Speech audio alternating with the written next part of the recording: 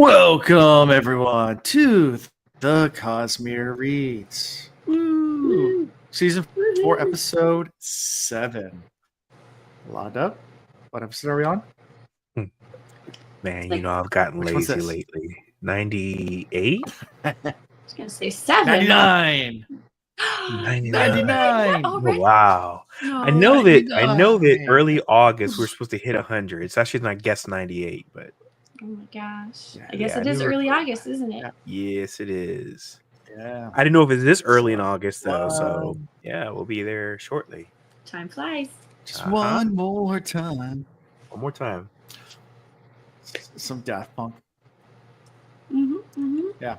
Can you imagine the pitch meeting? Have you ever seen those videos, like the pitch meeting for different songs? Like Daft Punk goes to the record label and it's like, so we're going to make a new song. It's like, all right. So what's it going to be called? It's going to be called Around the World. Okay. What are the lyrics? Around the world. 144 times. That's right. 144 times. That's all the song is. We're going to make it 7.5 minutes long of us just saying around the world over and over again. I thought you were going to talk about those pitch meeting videos where the guys talk about the pitch meetings for these terrible movie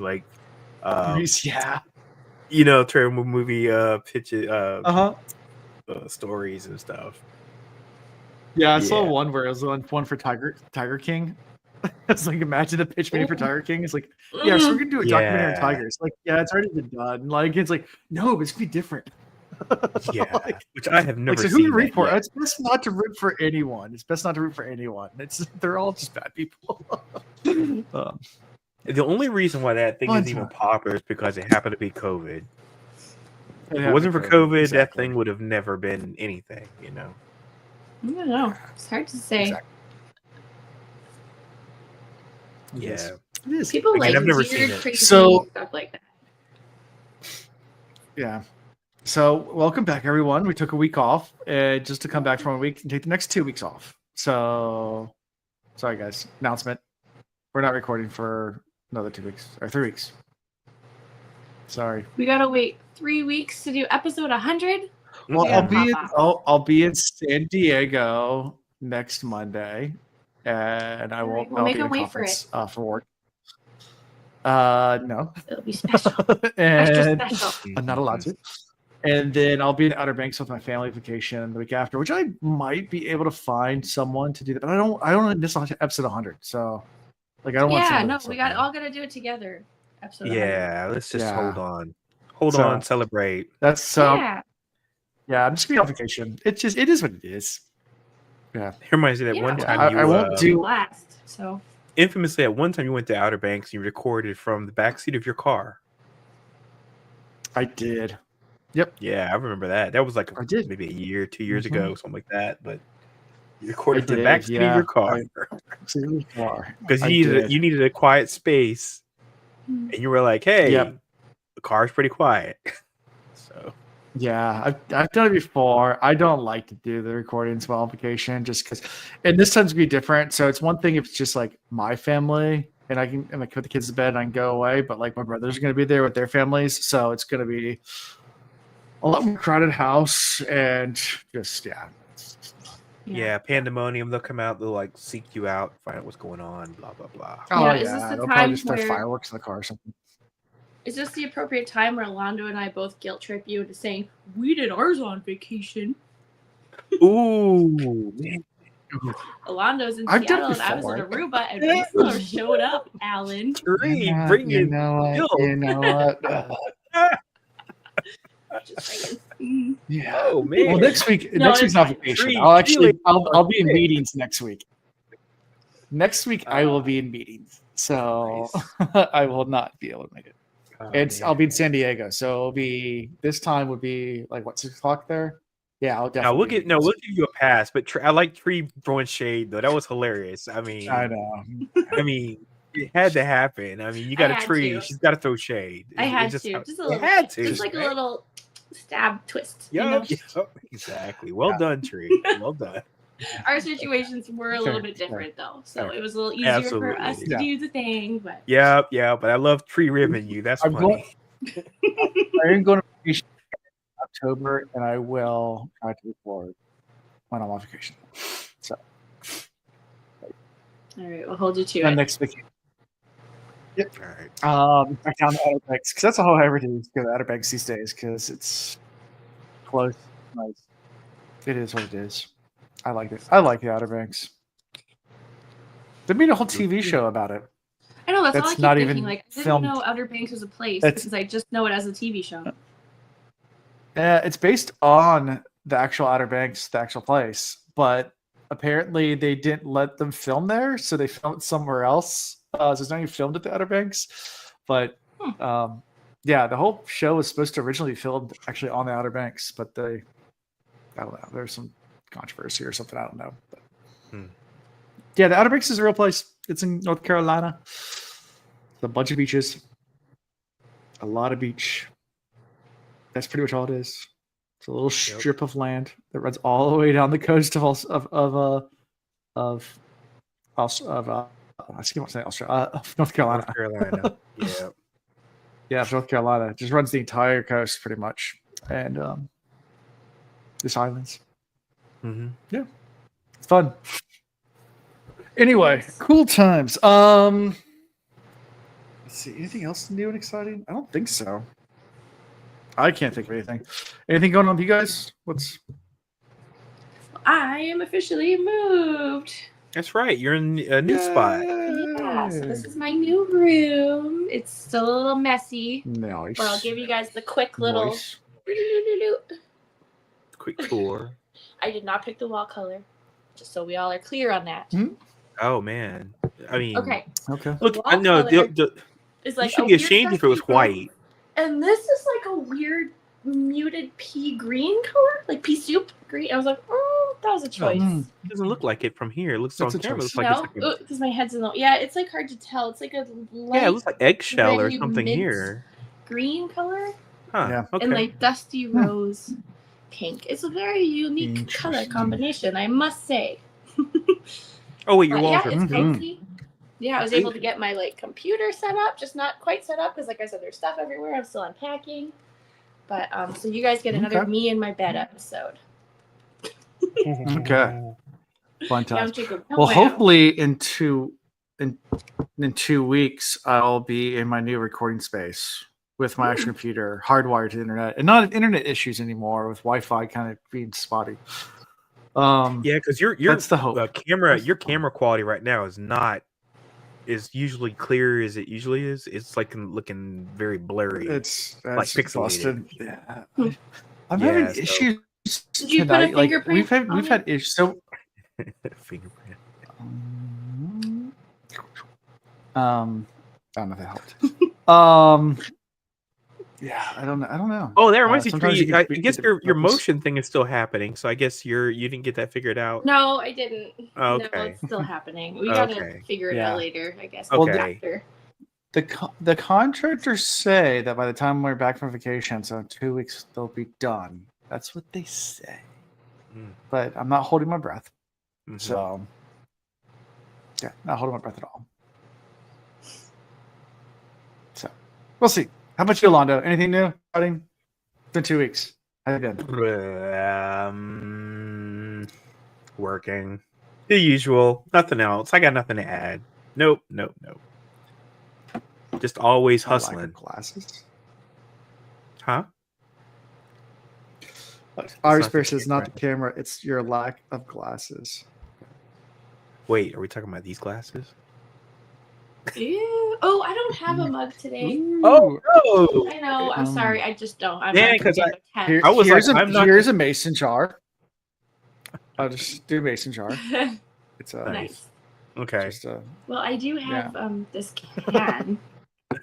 Can of Dr. Pepper. Well, we'll let you slide, Tree, because you just moved and stuff is gonna be in boxes and things. So I understand that. Yeah, I got my. Hold on, I have a box here of random clutter. A Yeti. Let me see if there's something. There you go, a Yeti cup. Okay. This is just within arm's reach. So Yeti, I can do a Yeti. I found this. And Tree got a butterbeer bottle from the Harry Potter musical. So there we go. That's cool. Nice. There you go. That counts. I like a good crossover episode. Yeah. Yeah. There you go. And me, I'm doing a Philadelphia. Philadelphia Nice. mug. So Okay. that. Yeah. Nice.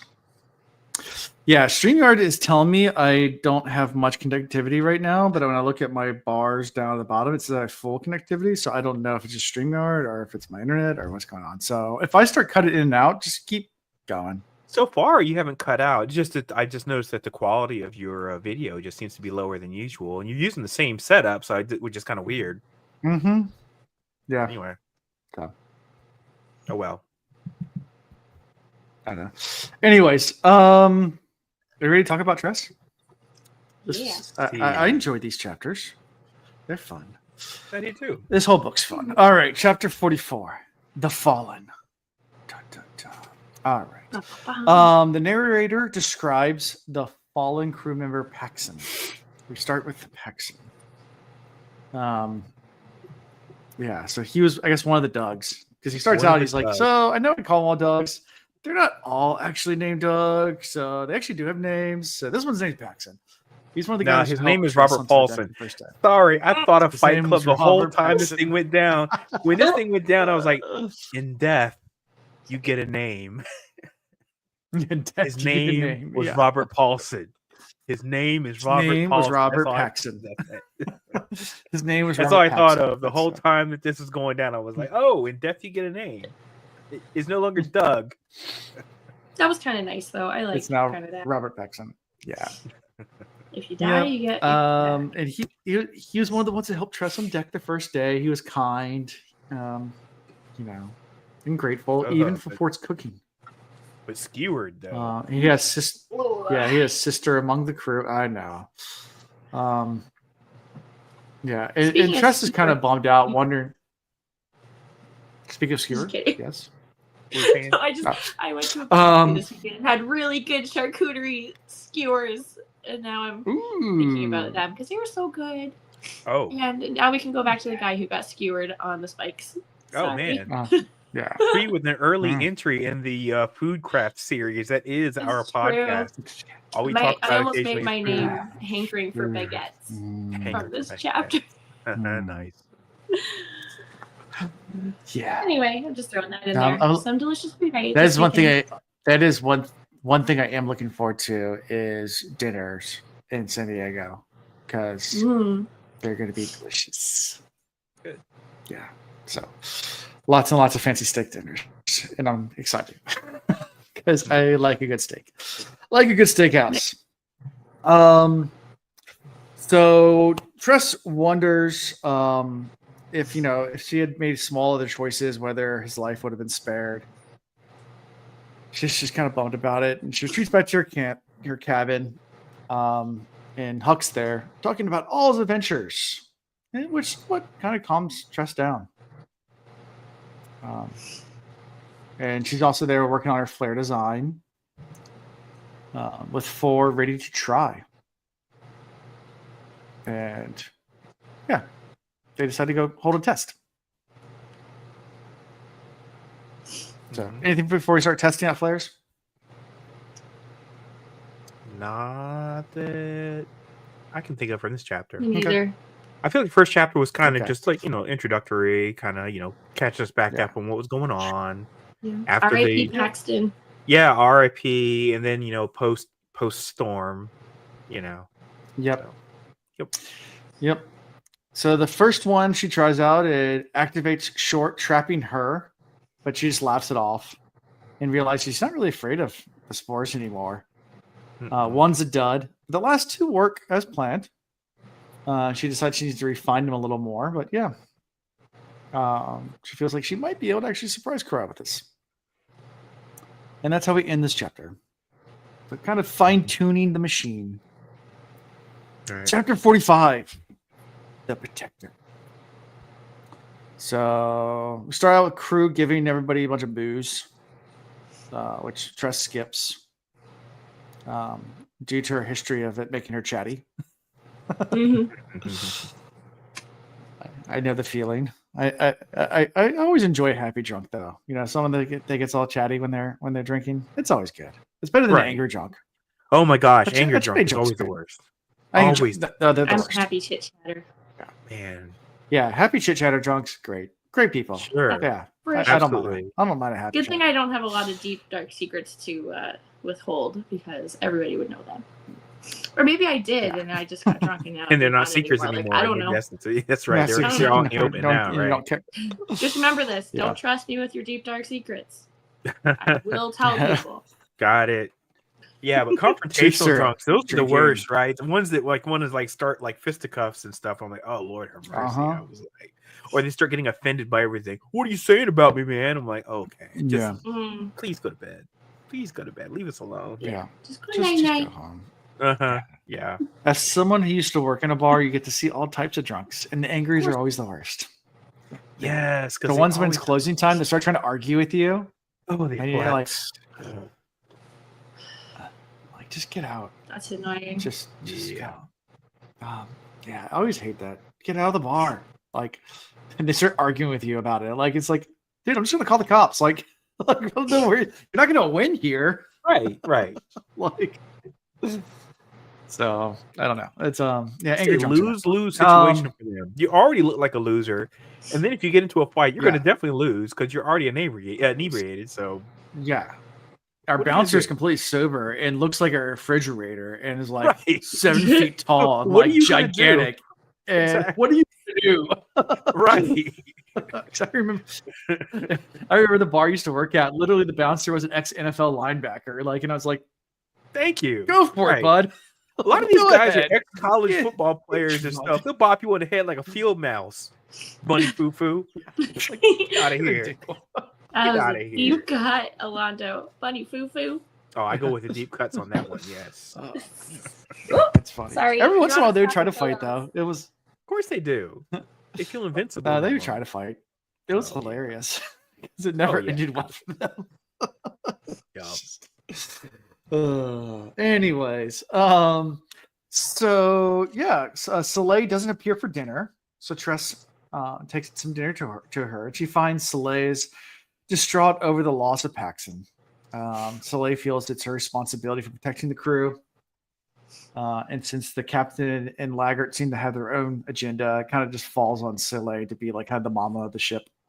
So she's feeling it. And she's also frustrated she can't find her father. And she's expressing hope that, her as a King's Mask, might be able to find a way to protect them and, help them in the future. And it's like, she really was. She's really holding on to this idea, though. She is latched onto it, will not let it go. She was like, yes. Yeah. This is definitely the situation. Ha, I found you out. Which is so disappointing when she finds out otherwise later. The poor world gets rocked. Yeah. And Tress could have said something earlier, but she didn't want to take that away from her either. So, but she did try. Yeah, she did. But then she said, "All I have to do is admit that I am, and then they'll know I'm not." So she knew how to convince them. She just didn't want to take that hope away from them yet. Yeah, she didn't really obfuscate the fact that she was. She was like, "Hey, I'm not." But she knew the more she refuted it, the more they were like, the more they're gonna. Yeah, you are. And it's like, all she had to do was admit to being one. Yeah, which she kind of tried to do almost, but no, she did. But then she had a whole thought process where she specifically didn't want to take the hope away from them. She's like, "I'll just let them think it for a little bit longer." Yep. So yeah. And Soleil expresses that she wishes they knew where they were heading, and Tress is like, "Oh, I can help with that." We're going to go see a dragon. And then she discloses her own agenda that she wants to go see the sorceress. So Soleil actually listens to this and kind of, I guess, expresses that she's looking forward to Crow's overthrow. Then Tress is just kind of feeling desperate to reassure Soleil. Yeah. Right. So kind of a sweet moment at the same time. Kind of, I don't know. Yeah, I like Soleil a lot, though. Tress is doing her best. Yeah, I like Soleil too. Soleil is good people. I mean, she means well. She seems like she's a pretty honorable person. I like her a lot. Yeah, me too.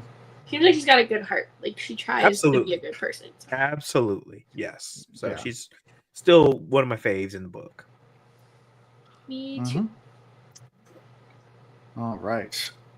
anything from this chapter before we move to chapter 46? I feel like this is the chapter that had the phrase by Hoyd where he was like 35% something something, and I cannot remember it to save my life. 35%.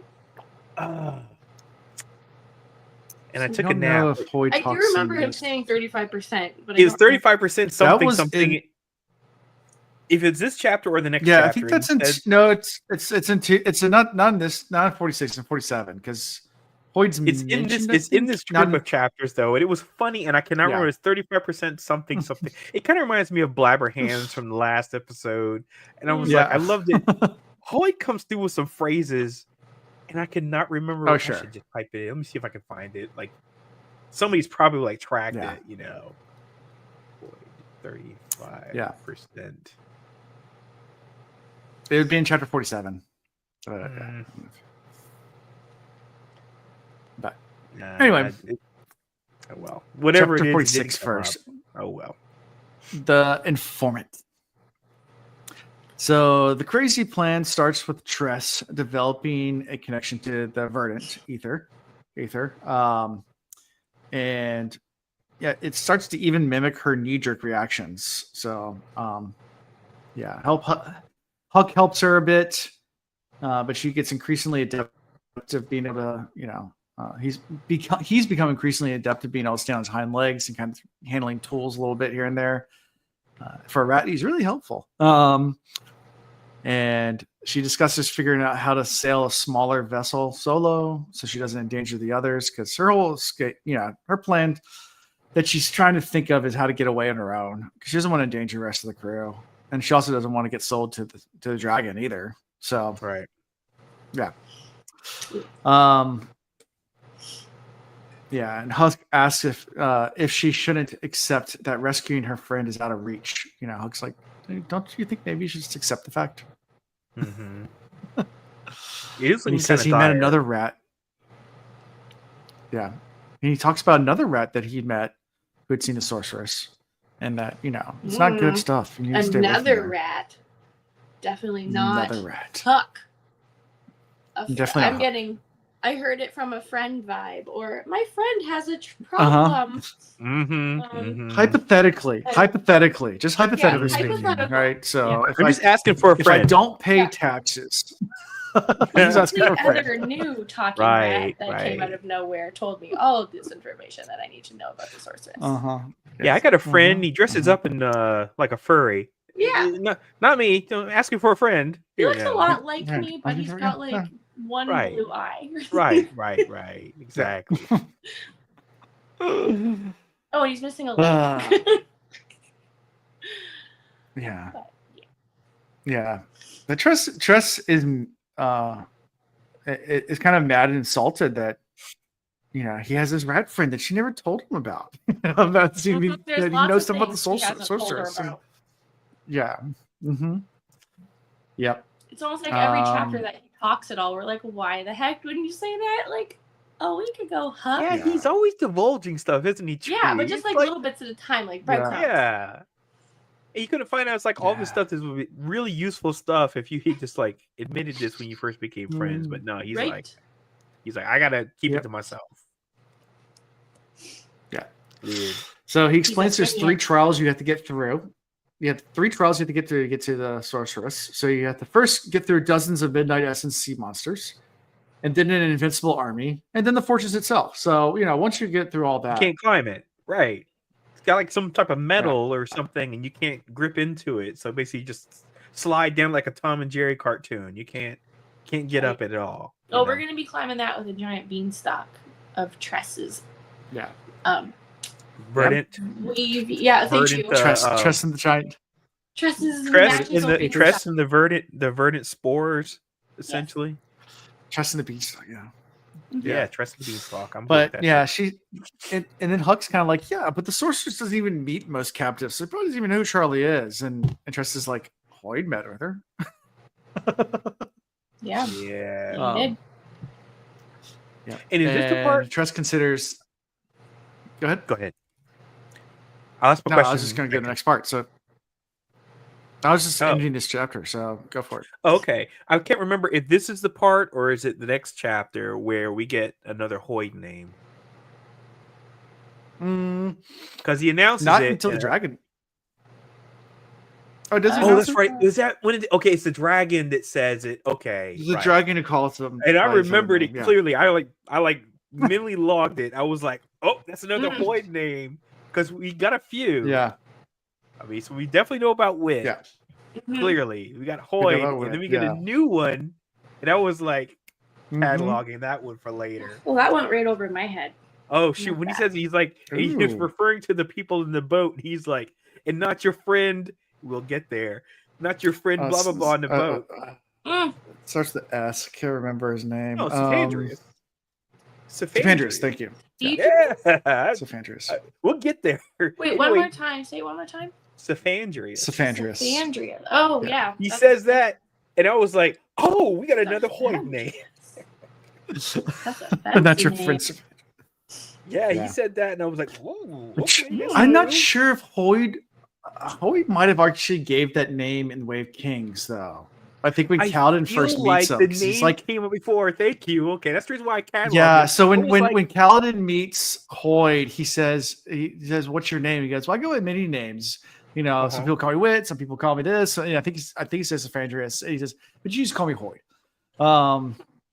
Okay, I feel like I remembered the word, which is the reason why it like clicked when he said, "Not your friend Cephadrius" on the boat, and I was like, that's not the first time I've heard that, but I know he's definitely referring to Hoyd, right? It's got to be, because who else could it be? Yeah. Based on the way he kind of described him. Yeah. You have such a good memory. Look at you. Thank you. Noticing details and stuff. Noticing things. Yeah. Yeah, I'm not sure if that's his Hoyd. I'm not sure if it's his real name. I don't know if it ever gives his real name. I doubt it's his real name. I assume, like you say, it's probably just one of those alternative nom de plumes that he uses. He's nom de plume. Just being fancy, you know. That's the name he uses when he ghostwrites. Yeah. Yeah, he uses a bunch of names. I'm looking at it. Yeah, there's a ton of names. Oh, I'm sure. So I mean, there's too many books. I'm sure there's like 1,000 names he's probably used, but again, it clicked immediately. Like I was biking and I was like, whoa, wait, whoa, what was what's nice? Yeah. Which book was it? There's a book recently that was done, and someone pointed out, and like, oh, finally a book that Hoyd's not in. And Brandon sends an interview. Goes, oh no, he's there.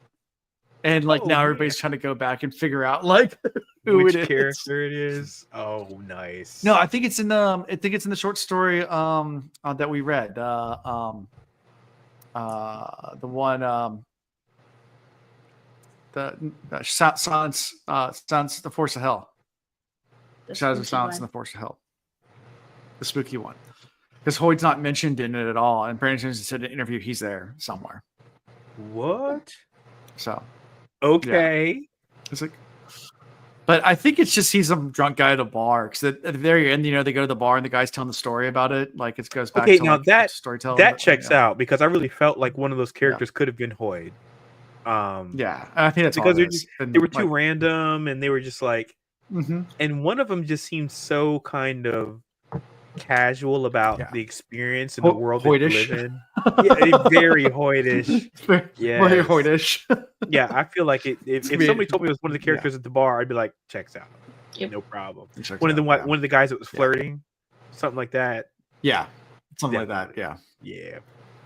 So anyway, we end this chapter with Tress considering the new information and is determined to prioritize practicing with the vines and really become an expert with working the verdant spores. Yeah, that's really cool. And then we get to chapter.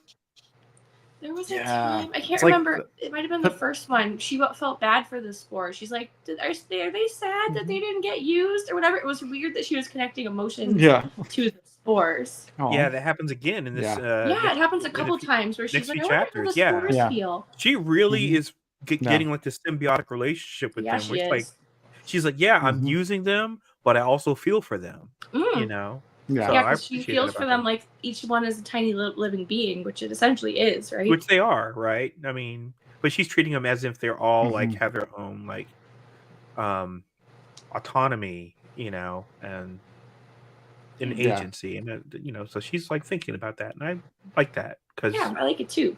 Yeah, because obviously if they're able to respond, because they respond emotionally like she does, I mean that says if they're like there's more to them, because they are kind of responding with her, but not necessarily because of her. It's like a mutual symbiotic respect thing. Yep. And it was cool when she was trying to like grow them and said, don't cling to anything. Right? Like just grow up until eventually they grew up as far as they could and then they fell over. Like she's doing all kinds of tricks. It's really cool. Yeah. All with just her mind too. Yeah. Like, yeah. The special connection they have. Yeah. I like it. Yep. So chapter 47, The Poet. So Ulam serves as a test subject for Tress's Vine capture flares. And he's like, where'd you get these? And she's like, I developed myself. And he's like, can I buy your brain? After you're done using it, of course. She's like, it's not for sale. Stop buy my body parts, damn it. This is where the 35% thing came in. It came in this chapter. Oh, go ahead. Keep going. Yeah. So the current design has fired 10 times without a single dud. So she tells them that she doesn't ever want to sell any parts of herself, not even collected after she's dead. And he observes that she's more forceful than when she first came to the ship. Ulam's like, yeah, you're a lot more forceful than you used to be. You're kind of coming into yourself. You're becoming a woman. You're growing up. And she says that she's only more desperate. She's like, I'm not getting more. I'm just more desperate.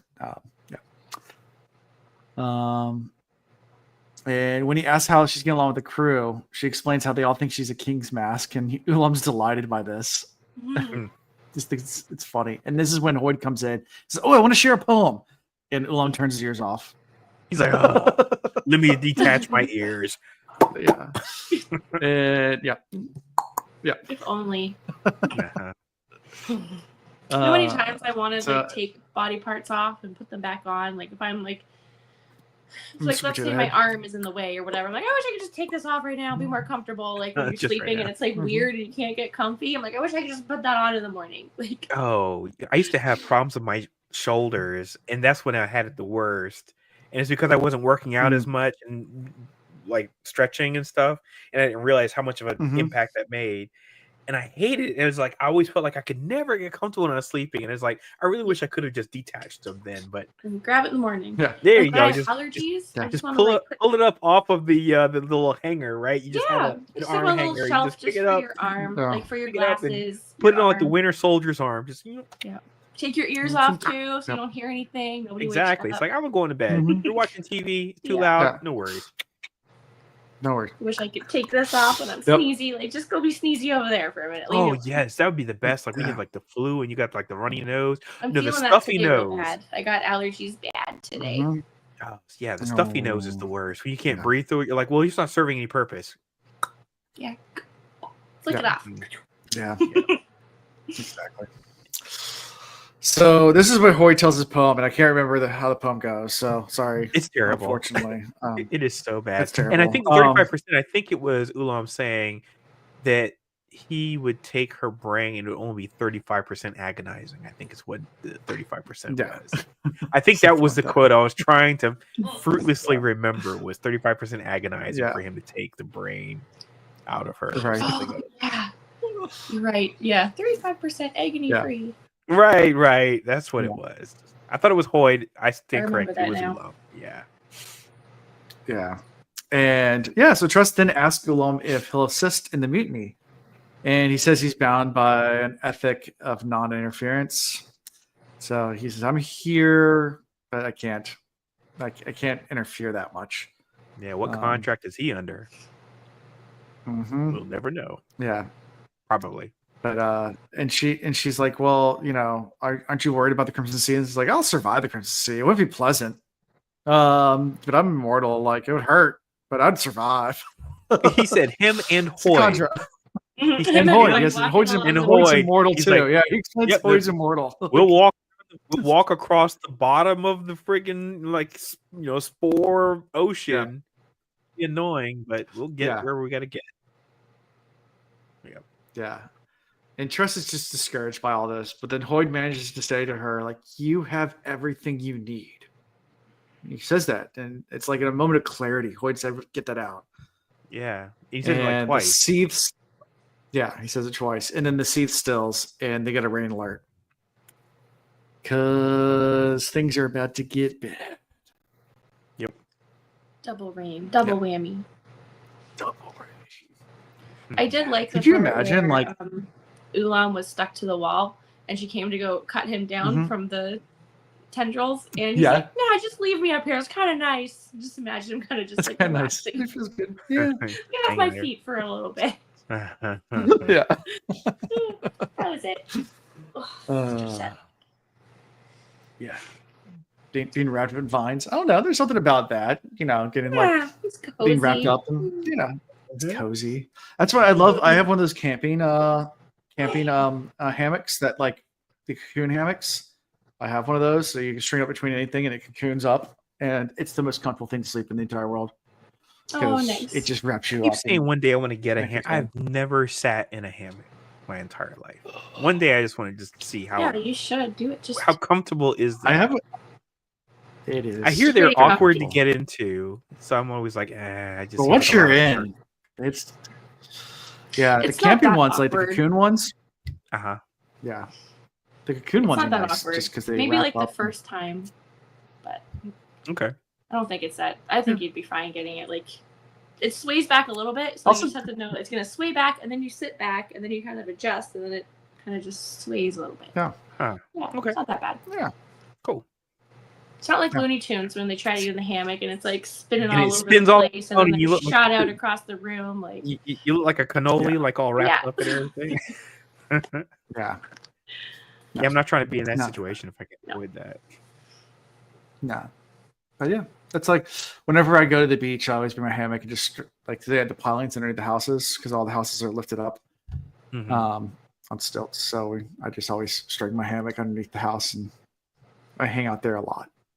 Nice. There you go. Read. Just enjoy. Nice. It is. It's wonderful. I would literally just sleep there if I didn't have kids that I had to take care of. But yeah, such is life. Chapter 48, The Nightmare. So as all this is going on, Hoyd explains that his reoccurring nightmares are repeating himself.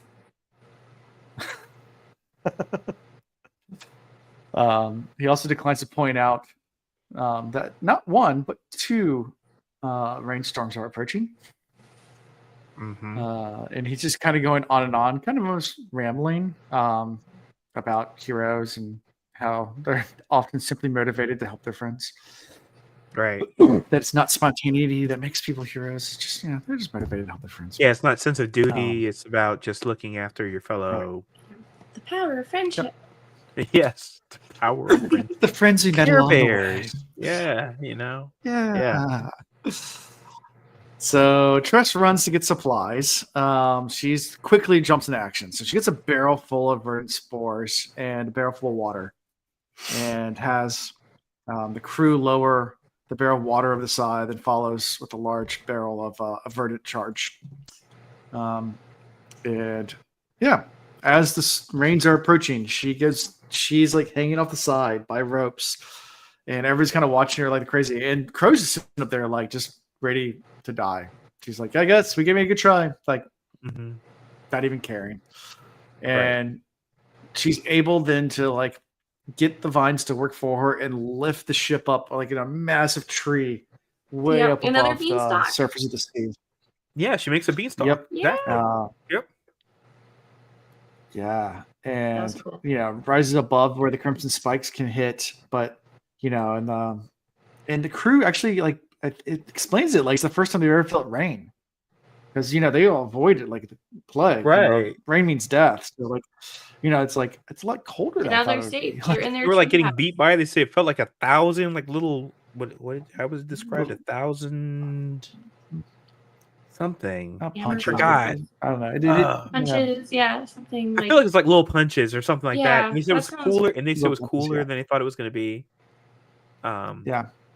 Because of course, rain falls and does a thing, and it cools down. I mean, it's got a very cooling effect because, Yeah, I kind of wanted to draw this. I had a pretty cool illustration come into my mind when I was reading. I can imagine. I don't know if I can pull off the version that is in my head, but I'm interested in trying. Yeah, no, I feel You're inspired. You on this. It seems like something. Yeah, I'm inspired for sure. Somebody probably has some really cool deviant art. Oh, probably. Just the scene alone, I'm 100% sure it's out there because it's such a pivotal scene. If not, I'm gonna try and make it. Absolutely. I've been wanting something to challenge myself with lately, anyway. Yeah, this is a good one. I would definitely like to see whatever you come up with on this one. Yeah, let's see if there is anything out there. I'm looking right now. Nope. I just typed in Tress using vines to raise a ship up, and there's it's just pictures of vines. It's gonna be. I think I'm gonna do it digital. There you go, and it's gonna be Tree doing it. Yeah. Tree, knock it out. There you go. Yeah. Do what others are too afraid to do. Yes. Yeah. So and then of course after the seeth starts back up, it gently lowers the tree, sinks back into the ocean along with all the spikes, and the crew cheers for Tress. They raise her back on the ship with Fort's rope, and Crow just takes it all in, being completely silent because she spent her life instilling fear, and now she knows that Tress is actually loved by the crew, where she's wanted obedience through fear, and now she sees the power dynamic shift almost. She's pissed. She's bitter. Yep. Fun times. So, anything else from this chapter? It is a fun chapter. Yeah, it was really fun. Yeah, I thought it was really... It's very reminiscent of other pivotal moments in Sanderson's works. Because he didn't explain it exactly. So he's kind of leaving you to kind of guess what's getting ready to happen. And she's like, we got to use throw the barrel overboard and put a rope between it and then tie the other end to me. And you're like, wait, what the hell are you getting ready to do? And then, the whole thing unfolds and you're like, oh, would have never seen that coming. So it was really fun. I liked it. But it was very Brandon Sanderson-esque, where it's like, you don't know. But then when it happens, you're like, yeah, I guess you did give us all the stuff if we could have figured it out, maybe, but I wouldn't have gotten there. I never would have guessed that was her plan. Right. So, So I find it entertaining. Yeah. Now Chapter 49, the martyr. She's going to do the same thing at the giant wall of the sorceress and just pull the ship right over and then just place it on the other side of the wall. Yep. Maybe. So chapter 49, the martyr. So Fort and Soleil are discussing what to do next. Tress is present as well, but is exhausted. And their uncertainty if mutiny is the right course, but they're talking about it. And she asked if it would be better for the crew if she were traded to the dragon. Tress is like, maybe I'll be able to escape, or maybe I can buy my freedom. And the captain will be, healed the spore, so she'll be less desperate. So maybe it'll actually be a better captain. I'm not as mean to the crew and stuff like that. And Fort points out that you shouldn't follow Crow. She's willing to kill you. Like, don't give in to her. They like Tress. They want Tress to stay. So as they're discussing their mutiny, Tress all of a sudden senses a bond and reaches down below and pulls out. There's Midnight and spied on them. A water balloon. And she's like, shit. Now, when this immediately came out, I went one of two ways, which is one of them is complicit in helping Crow spy on them. And I was like, no, one of these guys is betraying them. So I was glad to find out that all of them were had no clue. And I was like, okay, good. Because I was like, I can't imagine any of this, we'll call them the quartet right now. I couldn't imagine any one of them betraying each other. It just it would have seemed so out of place. So I was glad to find out that wasn't the case. But that's where my mind went, was like one of them was the betrayer, and I was like, no, So. Yeah, and I still wasn't sure, like, about Ulam, but it's better now. I mean, it's better now, but at the time, because he said something to the captain later. I was like, oh no, are you the traitor? Like, wait, who did you think it was? Ulam. Oh, really? Ulam? Yeah. I feel like Ulam doesn't really have allegiances. He was, that's Ulam. It's like all Contra. No allegiance. It's like I do whatever I can do based on the contract I have. I don't betray people. What if he has a contract to Crow? Say again. What if he has a contract to Crow? I don't get that impression, only because he's divulged enough stuff. He said that Hoyd brought him there. Oh, he has a contract to Hoyd? Early in the book. We don't know who the contract is with. We just know that they're. But we know Hoyd asked him to come. But we don't know the contract, or even if he has a contract. I mean, again, I'm making assumptions of contract only because of our previous experiences with contract. I don't know. He may not have anything. Yeah, which I think it was maybe that last chapter before the rain fell, but Tress said something about seeing death with nails in his eyes. Mm-hmm. I don't know if you caught that this time or if that's in another later chapter. But I was like, oh shit. We've heard that before. Yeah. We've seen nails in their eyes. We've seen that before. We've heard that before. I mean, they probably haven't seen it. That's like a myth to them, right? Yeah. Oh, it sounds weird any other place. Mm-hmm. Yep. Sounds weird here. Except in schedule. Yep. So chapter 50, the murderer. So they open the door and there's Laggard right there with Crow, and they're like, "Yep, we got you." Real quick, the martyr. What does that refer to? Because I didn't get that. She's gonna sacrifice herself for the crew. Like she's trying to ask to become a martyr. But there really isn't a martyr though. It's not like some of the other chapters. Right. It refers to to individuals. You know which of them it is, and then you find out it's like, oh, actually, it was like the previous Sprouter. I was, or something like that. I assumed the martyr was Tress. Like Tress was trying to offer herself up as a martyr. Like okay. Like anyway, that's what I. Yeah, I don't know actually, because the only one that really got injured was Soleil. Yeah, well, so I just in this chapter I kept looking for who the martyr was, and I didn't even think it was called murder. I thought it was called murderer. I just heard. No. Wait. Yeah, I don't know. I just thought there is one called murderer though, isn't there? No, the murder. Alan just said it, and I was like, oh, I thought it was the murderer. There's one called murderer. There's one called the martyr, right? Yeah, that's the one we just did. The martyr was the last one. Martyr was the last one. This one's called the murderer, right? Mm-hmm. I'm looking now. Right. Thank you. You guys please look it up, because I'm going off the audio. Thank you for looking at it. 49 is the martyr. 50 is the murderer. Okay, so the murder and the murder. So the murder, because she did offer to give herself to the dragon to save the crew. So that makes sense for that chapter. Okay. But this one, the murderer. The murderer. Yeah. So Laggard meets all the officers with pistol in hand. He shoots Soleil in the thigh. On the deck. Crow challenges them, placing their weapons on the table. And she says, if they can shoot Laggard, she'll step down. Oh, she's such a good captain. Sacrificing Laggard. Her only dude that's loyal to her. I mean, Laggard's like, what? She's like, what? And she's like, he has to stay right there. He can't move. And I was like, or I'll shoot him myself. And he's like, I'll shoot you myself. Yeah. I'm like, what kind of? Yeah. Nonsense? So now Laggard is switching sides. Immediately he should be like, I'm out. End of story. Yeah. I hope he switches sides. Either that or we're throwing him overboard. Yeah. Yeah, Fort's the first one to try to run for the gun, and he gets kicked in the face. Tress gets gut punch, and Soleil finally understands that Tress is not a king's mess at this point. But Anne finally gets one shot. Oh my Misses god! by half a ship length.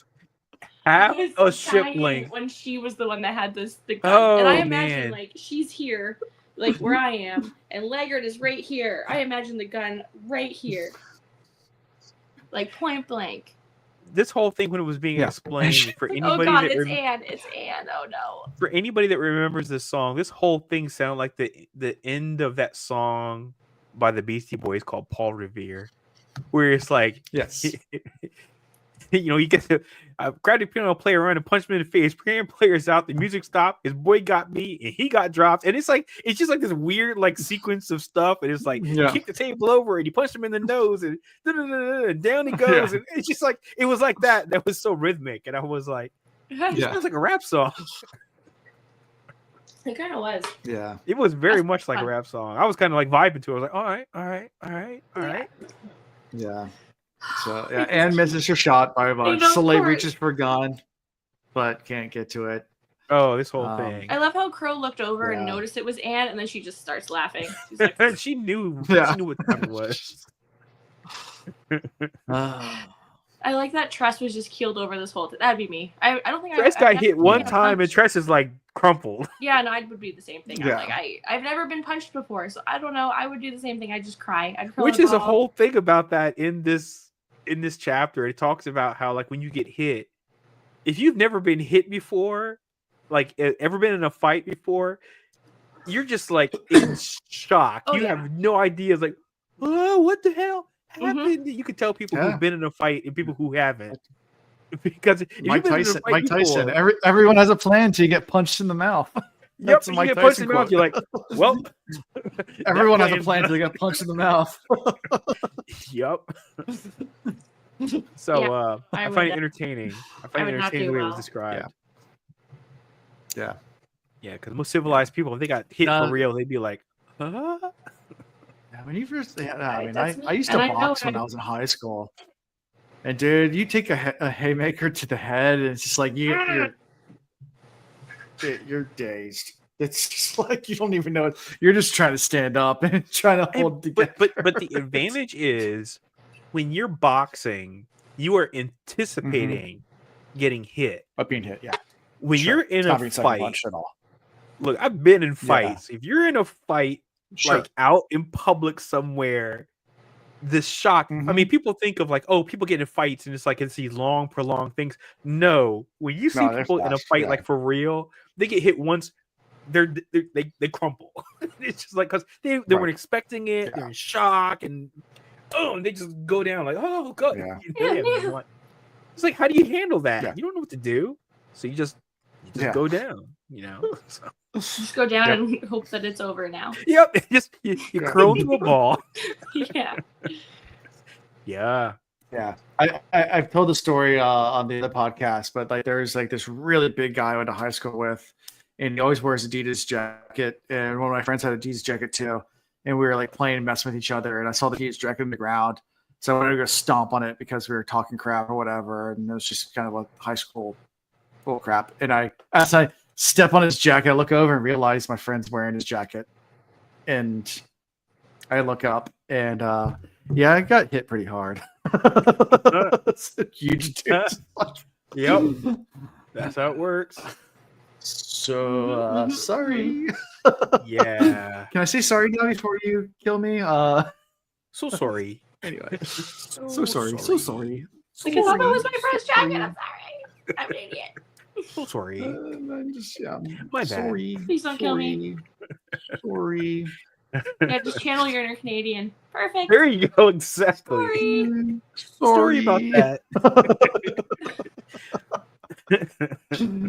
Hold on a second. I got another thing. You got another thing. Oh, the Canadian joint. Canada Day. The Canada Day on it. It's true. Sorry. Oh, I hit myself.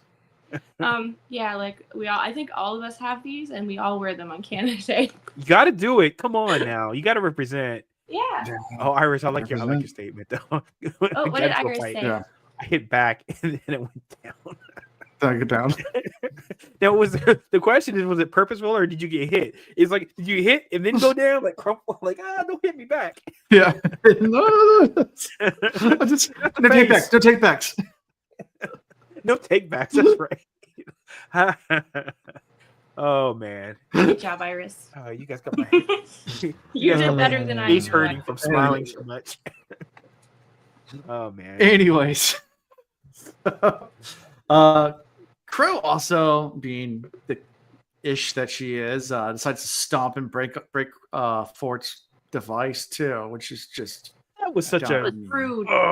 What a shiesty move. Oh, I hated it. Oops, turn my light off. What a crappy move, though. Yeah. I mean, breaking his method of communication. I mean, what was that gonna do? You know? Yeah. I got hate on that. And Crow then orders them to put down the anchor to stop, and they're like, "I thought we were a few days out from where we need to be." And it's like, "Oh no, we've been here for a while." Just Well, she had already clued in. She had already kind of clued us in earlier that was the case. Yeah. I don't know if it was this chapter or previous chapter. She kind of made it sound like they were already kind of there. So yeah. So she throws the letter overboard into the spores. Immediately, a tunnel opens up, and she takes Tress down to go see the dragon. As Tree and I were wondering, how does this dragon under the sea work? And now we get the answer, finally, because we were like, how does the science of this dragon under the sea work? Walls, apparently. Yeah, but walls. They got tunnels. Yeah. They got tunnels and whirlpools that basically clear away the space. Yeah. And which we we got close, but not quite. Yeah, we definitely got the tunnels part. Yeah. Yeah. But it's some kind of magic the dragon has. Down there. I must have blacked out when I was listening to that part. How did they get? It's a tunnel forms. Yeah, I think they just walk through it. It's just like a bunch of I just think of it like spelunking down into like a little cave system. Oh, so they just they just swam or something? Like how? Like what? I'm confused. No, it hardens like around the edges. Like it's like it's like the seat. It's like the so sea it opens up. Yeah. It opens up, and of course, once all the undulation of the sea, what do they call it? The air, the sea. Yeah, right. So you remember, the spores become an ocean because of what's called liquefaction, like where air is moving through it. So once you push out the tunnel, there's no more air running through that space. So it just harden, like it would be. It just hardens, like solidifies essentially. So I just think of it as they just like walking on it, like it's like grass or something. They just walk on it until they get down to the tunnel part. The cave part, which is actually like the rock and stuff underneath, and they're just going down through the caves. Right, but even when they're walking through the tunnel, the spores is a spore. Yeah, it's spore tunnel. Tress even thinks like, "What if I lick them? What would happen?" Yeah, she wanted to lick the wall. I thought that was hilarious. Like someone who was so scared of these spores before. I wonder what happens if I lick it. If I licked it, I was like, "Yeah, that's probably not a good move," but. Probably get some. Think it, but don't do it. Skewers to your face. Yeah. You want a tongue piercing? She's pretty down. That's the worst. So she's pretty down herself as she's going down there, thinking, not only that she failed Charlie, but more that she'll miss the sky and the moon. She'll never get to see, the sky anymore. And she's, kind of down. And they arrive at the great chamber, and then we get to meet the dragon, who is just described pretty much as a dragon. It's just a dragon. Yep, like 4 people tall. Yep. I like that they described the dragons almost like world hoppers as well, where they're like pretty much most people know exactly what they are because they make sure, just in case they need to take over another society or whatever. So everybody knows what dragons like are. Every world has dragon myths because the dragons just show up every now and then just to show themselves. Like, hey, we're still around. They might not be called dragons everywhere, but they're around. Yeah, they're places. Yeah. And they get down there. Dragon comes up, and Crow formally requests, the Pack of Promise or whatever. And this is when Tress recalls Hoyd's statement. She has everything she needs. And she draws up her own courage, and she says, "Actually, I'm here to offer Crow." And the Dragon's like, awesome. "Oh." And that's how we end this chapter. Man, you can see the Dragon doing one of these numbers like, really? Really?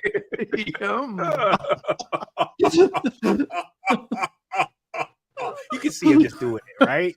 You can imagine absolutely. it. Oh yeah, absolutely. 100%. I mean, the villain laugh. You gotta imagine it, right? I mean, he's got his little claws. He's like, And then begins the epic compliment battle. Like Tress and Crow have not complimented each other so much this whole book.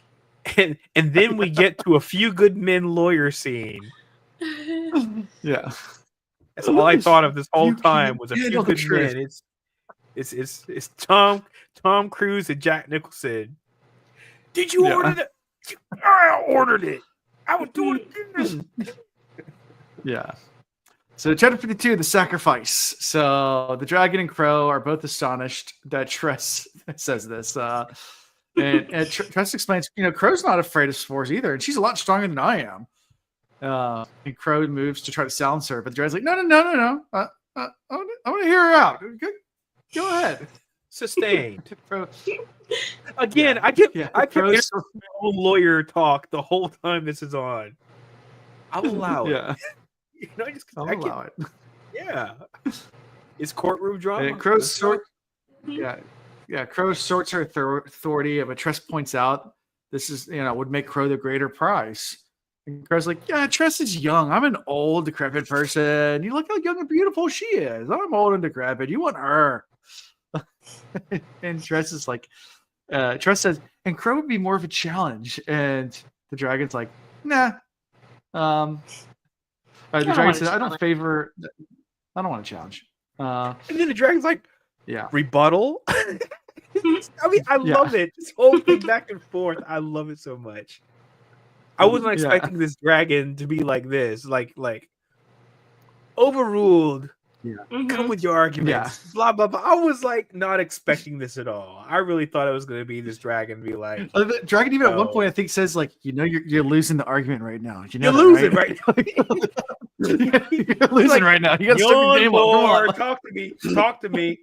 At least he was open about it. He's like, I was very about this way. He was almost hinting. He was like, well, if you're really going to get me on your side, you might want to, Yeah. Crow announces that the crew hates her, and Tress, considers offering herself freely for the crew. But Tress then appeals to Crow's need of healing. She's like, well, Crow needs to be healed. And Crow's like, silly, that's my boon. That's what I'm asking for. So that doesn't matter.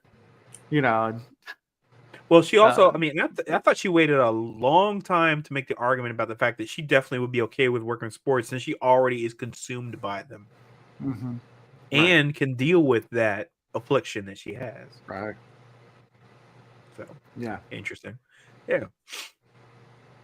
Yeah, but then finally, this is, you want a subordinate, someone that's going to actually, work for you. I will not stop ever trying to leave. Travis was laughing like, no one's ever been able to leave. Like, what are you talking about? I was like, I will not stop. I will. I will face the sorceress. I don't care.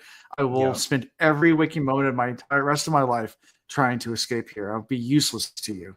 And this is so reminiscent of a movie, and I cannot remember what movie it was. And it was like a person who was like, I will fight every day to escape to blah, blah, blah, blah, blah, blah, blah. Yeah. And I felt like this is ripped like right from that same plot, and I cannot remember what movie it is. I know you're talking about. I don't know what movie it is. Okay, so it's not just me then. Good. Yeah. I'll spend it. I don't know. It feels like it's like a movie. It's like a young lady, and she's like about to be like imprisoned or something, and she's like, I will fight you. I will never rest. I will die before I let myself be imprisoned. I will keep breaking out. Right. Get a little female rage. Yeah, I know what you're talking about. Yeah. Anyway, I'm just glad that I'm not the only one that thinks this is a movie. I think that, like, if we had enough time, we could probably figure this out between the three of us. But yeah, I think there's probably a couple of that because it's a little. Probably, you're probably right. Yeah, probably I just can't think of even a single one right now. Yeah. So yeah. All right. And anyway, Crow tries to pipe up. Yeah, Crow tries to pipe up at this point, and he just gags her with magic cloths. Just like gags Crow real fast. And, nope. No, you're not talking right now. He's like, the jury decided. Like, the jury decided. I've made my decision. I'll keep Crow. You're a new force scrubber. And he turns to Tress like, let me know what your boon is. And she's like, I hadn't actually thought that far into this. Like, yeah. She's like, I'm just trying to get to. First, she's like, I don't want to accept payment. He's like, I don't want to accept payment for slave. That's not what I'm. She wants, but he's like, I'm not going to help you with that. I'm not going to help you get to the sorceress. Yeah, I'm not going to happen. And I'm not going to help you with Void. Anything with Void. And anything, not going to help you with except for the Sephiroth. Forgot his name. This is the moment he says the name. Hold on, I just had it. Yeah, I had it. And now it's getting late in the evening, and I forgot it. I can't want to say Sophandrius. Thank you, Sophandrius. Yes. All right. Yeah. Yep. You can't get no help with the sorcerers. I ain't gonna help you find your boy. I ain't gonna help with Sophandrius. Yeah. Off the table. I ain't gonna help with that either. Right. And Tress is like, well, what if I did 3 small things instead of 1 great one? Yep. And and this is also where the dragon says, you're actually saving her life. Like, I can remove the thing for now, but it'll come back in a year. And it'll kill her anyway. So, like she didn't her staying on here, she actually live. She didn't want to sell someone into slavery, essentially. Because she knows like, I don't want a boon because I don't feel like I should sell a soul into... But she still kind of suspects that it might be a lie. But the fact that he has said it out loud means that she's going to believe it. So even if he was able to hear it, she's not going to leave because she's going to think, oh, well, it's only going to last for a year. I mean, but maybe it wouldn't last for a year. Maybe it does heal you entirely. I mean, it's a good ploy. He said it to her, and now she feels better. So yep. And she got 3 things. She got 3 things, and Crow would have never gotten the full healing she was looking for anyway. Should have had to make this trip again with another servant. With another servant and another servant. And how does that work? Especially when she's on the run now as a full-blown pirate on the run. And Tress saved her butt at least 3 times at this point. Oh, yeah. Tress has saved everyone's butt multiple times. Oh, yeah. Yeah, definitely. So, yeah, screw her. Get out of here. So, so she gets the 3 small things. So we get to the final chapter 53, The Survivor. So Tress comes back from the tunnel. Lagart's like alarmed and backs away. And she has 3 raptor items with her. She first gives the corrective glasses to Anne, saying, yeah, you have something called, I can't remember what it was that he shed. But she had some kind of... I remembered it, and now I can't remember it. Sorry, guys. Yeah. Okay. I kind of knew. It actually is a real eye condition. I was waiting for it to be like, short-sightedness or something like that, but whatever it is, it sounds like it's something where it's like it messes with the curvature, the way you see the curvature of the world around you based on what it was kind of explained. And she has glasses for Anne, a new communication board for Fort, and the third is a letter to Soleil with the location of her father. Who she had been ahead of, not behind. That was ironic. I mean, sorry, not ironic. That's just say surprising. Because you think it's like, oh, well, I just missed him, but really, he just missed her. Is she? Yeah. Yep. She had just been just ahead of him. Which is something you don't think about. If you're looking for somebody, you keep thinking, oh, well, they're not here. You think they've already moved on to the next place, and then didn't realize you were too fast. You were too quick. You got there and left too early. Right. And so then Tress and Soleil have a little private conversation where Soleil's like, yep, you're the captain now. And Tress like, no, I don't want to be captain. You should look me die. You should be the captain. Look me die. And Soleil's like, I'm the captain now. The helm's job. The helm's job is to stop the captain from making a bad decision, which is what I'm doing right now. Me being a captain is a really bad decision. All right, you are the captain. Yeah, she's like, first mate advises the captain. Yeah. Yeah, so we all know Soleil is the real captain, but we're gonna do what Tress wants now, and Soleil's just gonna make it happen for her. Right, because I mean, well, Soleil is the person who is best at managing the ship. Yeah. Yeah. And now she just does what Tress wants, which is let's go get Charlie. But Tress is the one who can. She's got the hearts and minds of all the people on board. I mean, look, Laggard was like basically put up as a sacrificial lamb and basically a gunfight. The Dugs are kind of like, she kind of these cool people. So they're like all she saved them from the Red Spikes. They love her. So, I think Laggard is just gonna suck up to her because he seems like a guy who just always needs to suck up to the guy who's like at the tippy top. Beta Laggard. The Browner. The Browner. I hadn't heard of that one before. I think it's a Canadian term, actually. It must be. That sounds like a Canadian way to say a brown noser. It's like a brown noser, brown noser? You just don't say the middle syllables. You just say Browner instead of brown noser. Yeah. But we call him a beta. Beta. Yeah. He's a Browner. So Tress is going to be captain now. And Soleil says, in the morning we'll set out for the Midnight Sea. And Tress acknowledges that is what she wants. And this is when she says, okay, now I'm going to go to sleep and don't wake me up except if death shows up with nails in his eyes. And maybe not even. There it is. Yay. There it is. It's the final line. Yay. That's the final line. Final line. Yep. Death shows up with nails. Nails. Don't wake me unless you see an Inquisitor. Yeah. Yeah. And even then, probably don't even wake me up. No. I need some sleep. She's already too late. Just let me sleep. The amount of these that we've noticed makes me wonder just how many more there are in here from all the books that are just going, whoop. Oh, yeah. Probably. Alan's probably. Sprinkles. There's probably stuff that I'm missing, too. Oh, there's probably things that people are probably still finding, little tidbits and hints. I mean, I've watched some YouTube videos of people like, here's all the cross stuff you didn't notice, and it's like, holy crap, I didn't notice that. There's so much these little breadcrumbs everywhere. It's like watching all the Marvel Cinematic Universe movies, and they put these little Easter eggs and breadcrumbs and stuff. It's got to be the same thing with these books, But there's so many. No, Sanderson's the same type of way. He's even commented on that he wanted to make it kind of like MCU, where it's just it all has little tiny nods. Yep. Mm-hmm. Yep. Which makes it fun too as you're reading through the entire Cosmere, because you see all the little connections and it's all fun. It's just little Easter eggs. It's like, I know what that means, and someone that's never read that story doesn't know what this means. It's just fun. Makes it fun. I mean, I feel like that's something. If we ever get a lull, that should be something we could visit.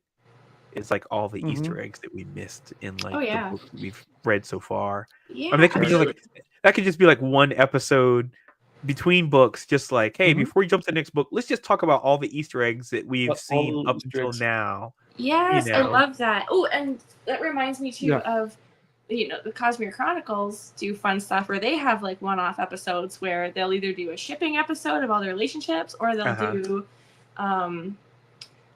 book reviews. So they'll hear book reviews from Goodreads from other people about books that they've listened to, and I think it's a lot of fun. They do lots of fun stuff over there.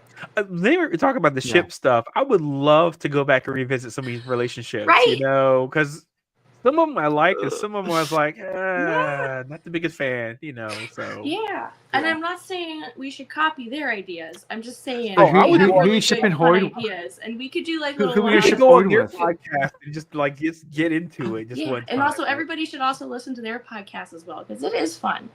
Well, I listen to the ones where I know it's not going to be ahead of what we're doing here. Yeah.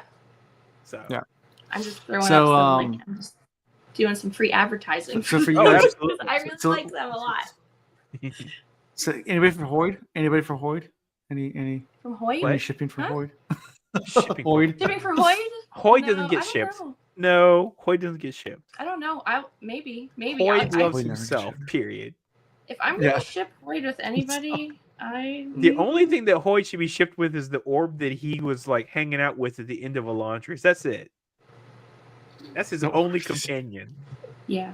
I don't even know what the orb is called anymore. It's just an orb that he was with. And Aeon. Was it Aeon? I'm gonna find a ship for Hoyt now. It was an Aeon, but what was it called though? I can't remember. Did he have a name? Yeah, it had a name. It might have. See, that's what I was trying to remember. I don't remember what the name was. So, but you're right, it was an Aeon. Yeah. Well, it was a variation of an Aeon because it looked. There's some description about it, and it looked a little different than a regular Aeon in some way. I can't remember what it was though. Where was this at? So who's end of Elantris in the epilogue? Yeah. That's the only thing I've ever seen. Okay. That's the only person I've ever seen him hang out with, and it seemed like it was something that knew about him, and then they walked through the portal together. I don't know where they went. I don't know time frame where it was, because I don't know if he's progressing in time linearly, like we do, or is he like hopping back and forth? Couldn't tell you. I don't think it's linear, especially since Alan has mentioned us that a couple of books happen at the same exact time, and he's in both places most likely. Yeah, exactly. I've read one of the books we're reading, right? The other so that's the reason I don't lean towards him being in a linear time progression. I think it's got to be like cyclical or circular. Yeah. I'm trying to figure out when Tress takes place. Like, we have time zone differences just on one planet. Imagine the time zone differences between solar systems and stuff. So there's a good chance that it is still in the same kind of time, but like, I don't know how quickly he can go between worlds either. Like, maybe it's like instantaneous, and then some other world is like 5 years in the past, whereas in this world it's like nowadays, you know? So I don't know. Because we've only seen him travel once, right? At the end of so far, at the end of Elantris, we've seen him. We haven't seen him teleport, I guess is the way to put it. Like, it could be, except for one time in our like knowing of time or whatever the heck it is right now. So he could go back to another planet if it's like a wormhole back like 100 years in the past, and it will only be like 2 days have gone on the regular world that he started. Definitely possible. I would say definitely possible in this universe. Yeah. So apparently on this is on like a forum. The speculation is that this takes place like between Mistborn Era 3 and 4, which haven't been written yet. So it takes place in the future. Way past where we are right now, but well, it's got to happen before. It's got to happen after Mistborn because of what happened with the Kandra. Because there's reference to the fact that Sayed had already released. Sazed, had already released all the Kandra from the original contract. Yeah, so here's a few. Here's the few things to give you hints. Kandra have been freed by Sazed, so you know that it has to be after that event. Yep. The story, and the other things are. We mentioned some other characters that are from other books, but I'm trying to see if there's anything that's not a spoiler. I feel like the biggest takeaway is probably when he's referred to by his other name. I feel like there's significance there, but I don't know what it is yet. Yeah. Yeah. Anyway. Furious. Yep. That's what whatchamacall says when he gets the when I'm going back to my Harry Potter reference when he gets the wand and Ollivander gives him the wand and he goes. And I think Hoyt does mention him being a wit at some point. So we know it's after everything. Yeah, he mentions being a wit. So I think at some point early in the book, but he uses it as a descriptor, not as a name. Like, used to be a wit or noun. So I don't know. We'll find out more. Stay tuned as we read on. Yep, and that's how we end this section in this part 5. This part one part left. Yeah, so one part left. Part 6 is left. Yes. Yep. Should we just read the whole part for our next? It'll be long if you did it. But that sounds like appropriate. If you guys don't, we got 2 weeks. Sounds good to me. You guys want to finish it next time? I don't know. You think? It'll be a little bit. It won't be the longest. Well, it might be the longest episode as far as pages go. The next episode is episode 100, right? Episode 100. So episode 100, we finish the book. Yeah, we can do that. And we're saying we're going to do that in 3 weeks. Yes. Yeah. So we have 2 weeks off. Yeah. All right. Well, let me see how many chapters. Finish the book. 1, 2, 3, 4, 5, 6, 7, It's 54 through 64 in epilogue, so it's 12 chapters. I was looking to see how long is it, or just the epilogue. It should be about like 2.5 hours. On regular time. 30. It's probably going to be about 2 hours. That's not bad. Yeah. Oh, we can definitely do this. Heck yeah! Okay. I'm excited. Oh no, this is doable. No problem. Okay. No problem. All right, there we go. This is about how long it was when we've done the when we did the first Cosmere book. I mean, we were doing like near 2 hours. Yeah, we got into smaller chunks because of this book. That's the only reason why they've been smaller chunks. But these have been like when we were doing Mistborn, they were about this kind of size. So yeah, we can do this. Yeah, that's not a problem. Okay. Yay! I'm excited. Sounds good. We'll talk about what we're gonna do to party. Like, are we gonna dress up for the 100? Can we dress up like our favorite Tress characters? Oh, I'll bring a cake. I gotta go for my rat costume. Oh yes! Oh my gosh! Please dress up like Huck. I do have a rat costume. Tress, obviously, I'm gonna make my hair all crazy. I went for a Nutcracker Christmas party. I went as the Rat King one year, so I actually do have a rat costume. Oh, I've seen this outfit actually. I have no idea where it is, but I have it somewhere. I have no idea. I've seen a picture of you in this. I do have a full body, rat costume. I will see if I can find a T-shirt. That will be the extent of my T-shirt. What else am I gonna do? I mean, please just get a T-shirt and just write Doug on it. Yes. 100%. I will commit to getting a shirt of some type. Dress up like Doug Funny. The Doug Funny outfit. Alondo.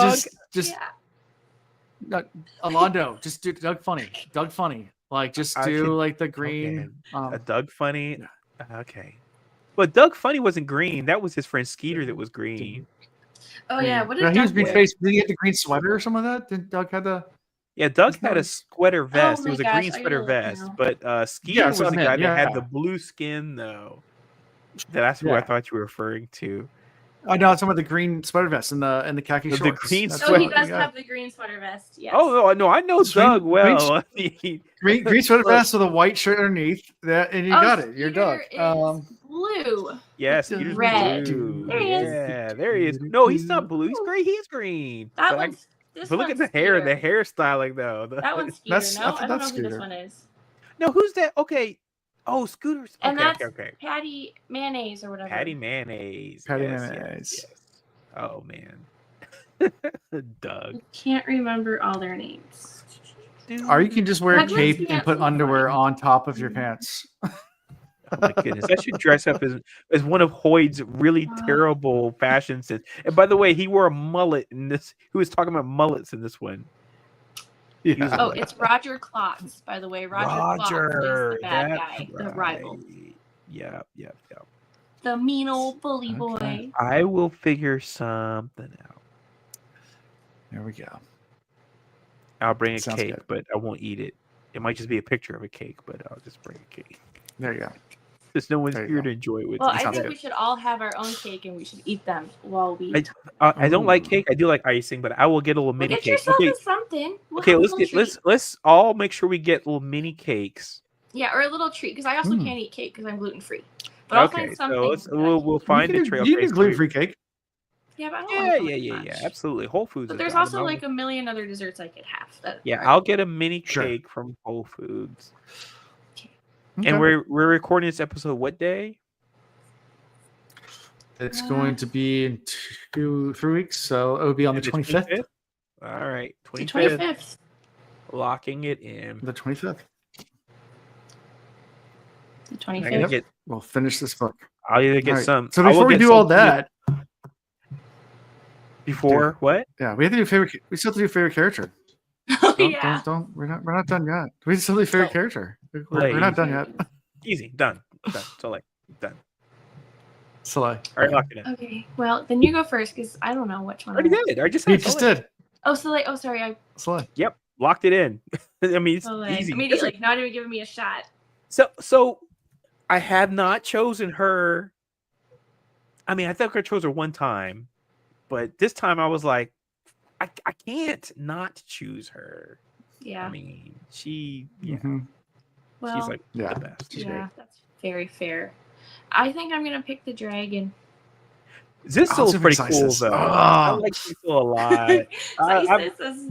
Because he's like the best courtroom judge ever. Yeah, he was so sassy. He was great. I like that. That's a lot of fun. Yeah. Yeah. That's good. That's what I was gonna pick. Sorry, Alan. I'll pick Huck. Just because I'll stop being a rat. Man, there you go. And I still think he's up to no good. Enough play on this episode, unfortunately. Huck kind of fell by the wayside after a certain point. He did. We keep hearing things like we heard he's a familiar now. He knows way too much about the sorceress's freaking palace. It's almost like he's leading Tress into a trap at this point by being like, well, you have to do this, this, and this, and this, climb into this unbreachable wall, and then. Yeah, Huck is sus right now. I gotta admit that. Yeah, Huck is sus. Who was the other one I said? No. The person I said was sus is on our other book. Sorry. Wrong character. Wrong book. Only thing that is weird is how they met. Like, they seem to have met so randomly. Well, he was stuck in a cage, too. He was still just a rat in a cage. Doom. Lying on his rage. He's still just a rat in a cage. Yeah. Yeah, I don't know. He's suspicious to me, but... You think so? Yeah, I think they would have met better, like, more suspiciously, unless, like, on a whim, though. I feel like he's too... Unless he was trying purposely to bring her there, I feel like it's a little sus how... I mean, sorry, it makes it less suspicious to me because he was helping her in so many different ways. So I don't find him as... Well, maybe he helped her because he needed to get her there. But for what purpose? Unless we're going to get to the situation where I was put my theory out in the beginning, which is that this is real like the Princess Bride. The sorceress isn't the sorceress. There is no sorceress. And it's kind of like the Dread Pirate Robert, where it's just like a title passed around, and Charlie always wanted to bring her to, to where he was, but he couldn't like let the secret out the bag, let the cat out the bag that there is no sorceress anymore. But then if that was the case, who's been handing out the curses? Yeah, I don't know. I think there is a sorceress. I don't think she's as bad as everybody's making her sound like she is. I'm just trying to figure where's Charlie at and all this. Yeah, I'm also wondering if her and Tress are somehow related. Because I'm thinking Tress has got some superpowers now. I mean, I've been thinking that for a while. Tress's family with their descending name that feels important and kept on this tiny island. Huh. So I'm wondering if they're like twinsies or something, or cousins, or. Yeah, it could be an epic battle between like their what do you call it? Maybe they look exactly the same, and one's like evil Tress, and one's like good Tress. Ooh, one's like a shadow Tress. Shadow Tress. Yes. It's like we had to fight those bosses back in the Nintendo era of games, and you have to fight the shadow version of yourself. Yes, exactly. Yes. That's what I. Are the Nintendo games that are just impossible to beat? It's kind of obvious though. Like Teenage are there Turtles? No. Oh, there were. Yeah, there's underwater level. Battletoads was a game that nobody could beat. That thing is like ridiculously hard. Battletoads is tough. Oh my goodness! Yeah. I couldn't beat that thing until I got a Game Genie. Yeah. Yeah, I don't know. I'm interested. We're gonna find out next week, Rolando. I forgot about Game Genies. Game Kitties. Sometimes. Yeah, that was a thing you actually got. Yeah. You put your cartridge in the Game Genie. You put your cartridge into the Game Genie, and it would unlock the game and allowed you to do cheats. Yeah, and then you have to put in had like a second code that would rewrite the And then there would be like this whole thing, like you would get these magazines and stuff, and they would like print new codes that would unlock new Nintendo features. Power magazine, and you would get the codes for the Game Genie because you could write the codes in, and the device would rewrite the script so you could have cheats. Yep. So it'd be like enter a 16-digit code, and you would write these like 16-digit codes in, and it would do like weird things to the game, like it would put you at the last level, or it would give you 300 men, or you would unlock all the weapons, all the codes. Fun times back in the day with those things. Now they don't really do that as much. Now they usually build their own cheat codes into the game. Well, GTA has like the cell phone or whatever. You can like enter codes in or whatever. Yeah. I haven't played GTA. I'm saying that they're all built in by the developers themselves. Into the game. Yeah. The thing that was built by one company, and it would allow you to like rewrite code. Yeah. The game do stuff that even the developers hadn't opened up, but you were basically rewriting the game with the Game Genie. Right. Yeah. It was interesting times. The best of times, which you needed because we didn't buy games back in the day. We rented them from Blockbuster and Hollywood Video and all them places. You would rent the game on a Friday, have to turn it back in on a Sunday. And you had 1 week to beat. Yeah, you had 1 weekend to beat 2 days. You had 2 days, my guy. There was no 1 week to it. You had 2 days to try to beat a video game. So the best thing to do is get a Game Genie. They give you 30 lives or whatever. No, none of that Konami code stuff. No, you were putting in your like Game Genie codes. DK Moon, Tree Scandalous Hand. She's on a Roshar right now. We're on what's the name of this planet? Tree Scandalous Hand. Oh no, Lumar. That's Lumar. No. She can show her hands here. Yeah, I'm not repressed. Yeah, we're not on Roshar.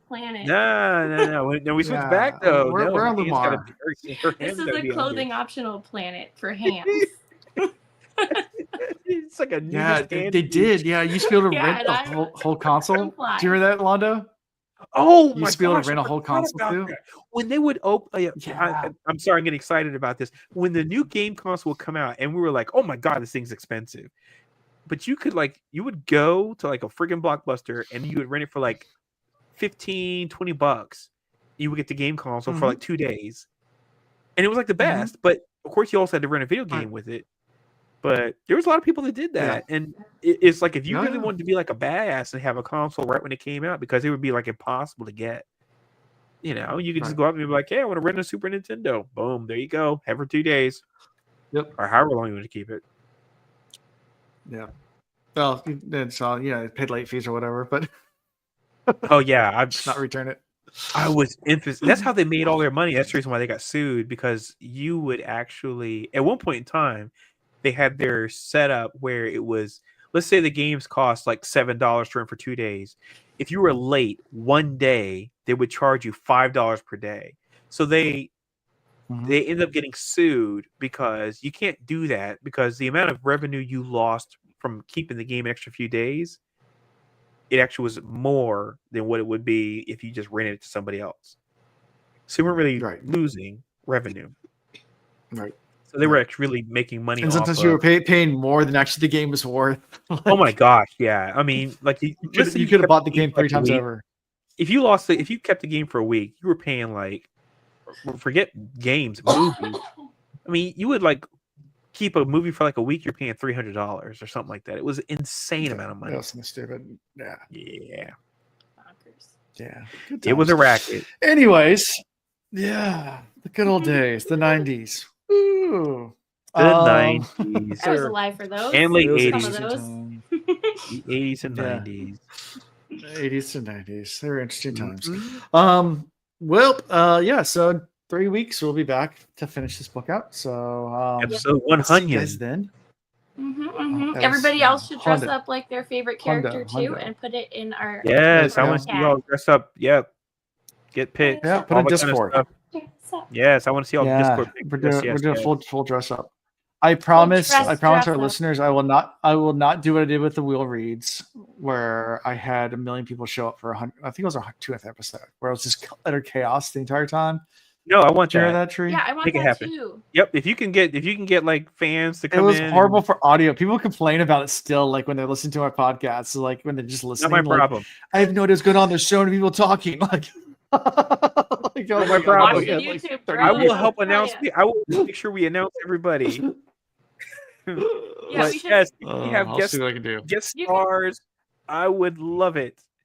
Anybody, everybody, all people. Anybody wants to come on our show, send me an email or send me a DM. Let me know. We'll see what we can do. And of course, I mean, if we can cross over, with the wheel reads. I mean, if we can have those guys pop in. Yeah. I don't think Ian's read Tress, but I know Chris has. Chris is read Tress. They don't have to have. They could just come in and just joke along with us. Good point. Well, we're gonna talk about it still, though. We will talk about. How about the first hour? We'll talk about the book. Ian can come say hi, and then he can leave. Yep, there you go. That works. Yep. Tell him to wear green. No, tell him to wear a dress. Ooh, I think he still has my dress. Actually, I was gonna say. If you have any friends named Doug, just send the link. We can have as many Dougs as possible. They have no idea what's going on. We'll have random Dougs, and they all have to be. Unfortunately, we have to mute them all. They're just like background Dougs, and they have to look as aloof as possible. Like they don't know what's going on. Just like Well, no, people that have never read these books at all have no idea what's going on. Just like random Dougs. It'll be our background audience of Dougs. Yep, just looking around randomly. They gotta look like a cockatoo that doesn't know what the heck is going on. Okay, we are very specific about our Doug requirement now. Yes, that's our Doug requirement. Poor Dougs everywhere. I want to see them all. I want to see all the Dougs. Yeah, all the Dougs. Wait, somebody says, how many Dougs do you want? All of them. All of them. All of them. They'll be so confused. I would be subjecting them. I'm excited. This is I have one close friend that's named Doug. I can probably get him maybe. Yeah, Alan, get Doug. Get your Doug. Look at Doug. I don't have any Dougs, unfortunately. Tell them there will not be a requirement for them to do the Dougie, though. What? Yeah. The dance. You made that rule. I didn't make that rule. I said they don't have to. I know, but I think they should have to. Oh, dang it. Tree throwing down more gauntlets. Listen, it's a party, okay? You gotta do the Dougie, too. Okay. Teach me how to Dougie. Teach me how to I actually don't even know how to do it. I just know that song, so I can't. No, we're right. Nobody has to do the Dougie, I guess. That's right, unless Tree teaches it. Which I don't know how. You gotta teach it as a class. Oh, man. Yeah, I know. I'm not. Well, anybody who knows Dougs, let me know too. We'll invite them. Yeah. They can come on stream. Yeah. So if it can happen, hilarious. But Iris should come hang out with us though. She was here all night tonight. Thank you, Iris. Come on our show. You can throw down the gauntlet. No one cares about your safe hand. That's right. I can throw both gauntlets now. Oh man, both gauntlets going down now. Iris, you know any Dougs? Well, how are we? Iris, do you know Dougs? I'm all riled up now. She is riled up by the Doug action. She wants to see the Doug on Doug action. I might know some more Dougs. Oh, I could look up fast. Oh, hey, costume idea. Bring it. Oh, I forgot. I could probably get him to come. So, a good friend of mine is a Doug. His uncle is Bruce Hornsby, the singer. Oh, really? And yeah, Doug Hornsby is a good friend of mine. Ain't no way you're getting Bruce Hornsby on this. Ain't no way. Can he sing us the song I can't get Doug. Get Doug on it, yes. So. Bruce Hornsby. I can't get Bruce Hornsby. No, I can't get Bruce. I cannot get Bruce. I might be able to. Come on. Who knows? Maybe. No, I'm not getting Bruce Hornsby on here. No. You don't know. If we're having Bruce Hornsby on, we're asking him everything about his life, etc. I mean, we're asking musical questions. We're going to Maybe he can come We're not talking about. We're not talking about. This one's about us. Change. All right. Listen, Bruce Hornsby. We'll talk about you next time you come visit, okay? This time we're talking about Tress. There you go. Okay, well, that will be fun. I'm excited Anyway. to see what we come up with. Yeah, again, I'm looking forward to our one Hunyan. Yes. There you go. All right. Well, how you found us at thecosmireads.com. You can also find links to actually send me messages there. So do that. Discord, Twitters, all the things, all the places. Send me messages. Let me know where the Dougs are. We want them all. Ask And Alan we who will. loves it. I do. For punishment. We'll try to get as many Dougs as possible on our next episode. Come back for 100th episode. If not, make sure you like and subscribe, do all the things, or support us in any kind of way. Buy some merchandise. Visit our Patreon. Sign up. $1 a month or $2 a month. I'm not sure what our lowest level is, but something like that. Yeah, do all this cool stuff. And that's pretty much all I got for this week. So I'll see you guys later. Bye, all. Thank you. Bye. Thank you for watching the Cosmere Reads. God stinks, God stay fresh. God stinks, God stay fresh.